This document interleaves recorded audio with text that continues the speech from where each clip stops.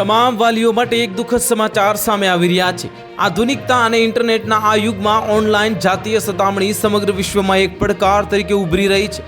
The લેસેન્ડ child and એડોલસેન્ટ હેલ્થમાં પ્રકાશિત થયેલા એક અભ્યાસ મુજબ ગયા વર્ષે વિશ્વભરમાં 12માંથી એક બાળક કોઈક સમયે ઓનલાઈન જાતીય શોષણનો શિકાર બન્યું હતું। વૈશ્વિક સ્તરે જે ઇન્ટરનેટ અને સોશિયલ મીડિયાના વધતા ઉપયોગ સાથે આવા કેસોમાં ઝડપથી વધારો થઈ રહ્યો છે, જેમાં પોર્નોગ્રાફી, સેક્સ સેટિંગ અને ઓનલાઈન ગ્રૂમિંગ તેમજ ફોટોની હેરાફેરીનો સમાવેશ થાય છે। અને એડિનબર્ગ યુનિવર્સિટી અને ચાઇના એગ્રીકલ્ચર યુનિવર્સિટીના સંશોધકોએ 2010થી 2023 દરમિયાન હાથ ધરાયેલા 123 અભ્યાસોનું વિશ્લેષણ કર્યું હતું, જેમાં જાણવા મળ્યું હતું કે વિશ્વભરમાં 8માંથી એક બાળક ઓનલાઈન જાતીય શોષણથી પ્રભાવિત છે, જ્યારે તે જ સંખ્યાએ આ પ્રવૃત્તિમાં સામેલ થવા માટે વિનંતી કરી છે। અને વિશ્વભરમાં 12માંથી એક બાળક છેલ્લા વર્ષમાં ઓછામાં ઓછા એક પ્રકારનું ઓનલાઈન જાતીય શોષણ અથવા તો દુર્વ્યવહારનો ભોગ બન્યું છે।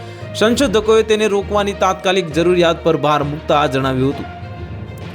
ધ લેસેન્ટમાં પ્રકાશિત થયેલા અભ્યાસ મુજબ આ અભ્યાસનો હેતુ આવા ગુનાઓથી બચાવવાનો છે। અને રિપોર્ટ અનુસાર વર્ષ 2010થી 2023 સુધી જે ઓનલાઈન જાતીય શોષણ, જાતીય છેડતી, જે 3.5% ફોટોગ્રાફ્સ અથવા તો દુરુપયોગની અસર થઈ હતી। જો કે સંશોધકોએ જાતીય વચ્ચે કોઈ તફાવત મળ્યો નથી, પરંતુ અગાઉના અહેવાલોને ટાંકીને જણાવ્યું હતું કે છોકરાઓ કરતાં છોકરીઓ વધુ અસુરક્ષિત છે।